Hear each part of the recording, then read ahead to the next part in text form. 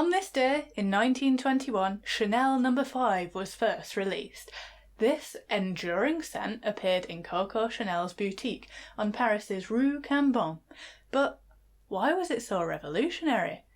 Well, Coco was an interesting character. She had a bit of a rags to riches tale. So her mum was a laundry woman and her dad was a street vendor. When she was 11, her mum died and her dad sent his kids to a convent where Coco learned how to sew. Coco worked as a seamstress and a cafe singer after she left the convent. She was young, she was pretty, she was sociable, and she was able to open her shop in 1910 with the financial backing of the various wealthy men that she had affairs with. I mean, good for you, girl. Her style, it was different because she replaced the heavy, intricate fashions of the times like corsets and petticoats for lightweight sportswear. She made her clothes out of jersey, which at the time was used to make underpants. And she said, luxury must be comfortable, otherwise it is not luxury. I love that.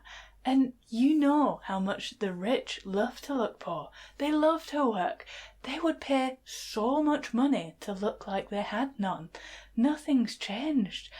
Now, Ernest Beau was one of the most talented perfume makers in France, and she teamed up with him to make her signature fragrance. She was the first ever fashion designer to do this. And there are two theories as to why it's called Chanel No. 5.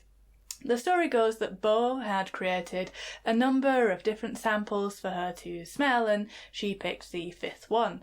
But also, No. 5 was reportedly Chanel's lucky number.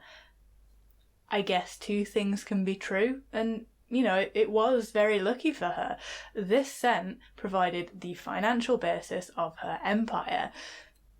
Unfortunately though, she did make a bit of a duff move when it came to distributing the fragrance.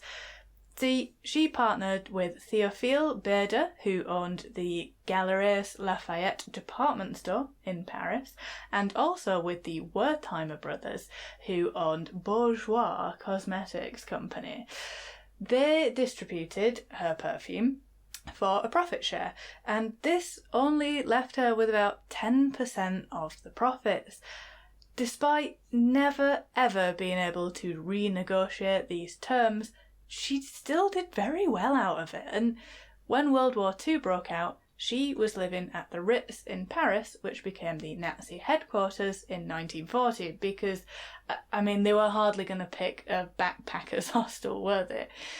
She began a romantic relationship with a Gestapo spy, and there's been a lot of debate as to whether she sympathised or if she was just doing what she had to do to get by. And you know what? I'm not going to weigh in on that either way, because I don't know.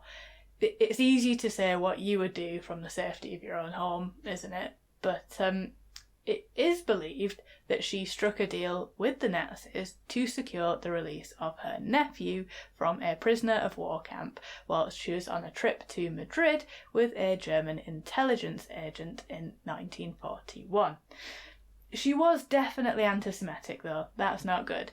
She did a petition for the Nazis for sole control of Chanel No. 5, stating that the Wertheimer brothers were Jewish, so not able to own property. They had turned over their shares of the business though to a non-Jewish colleague, and that meant that her petition was unsuccessful. Either way, lovely perfume, isn't it? And for only £149 for 100ml, an absolute steal. I think they do it a bit cheaper on Vinted. Anyway, thank you for watching. Why not subscribe? And I'll see you tomorrow.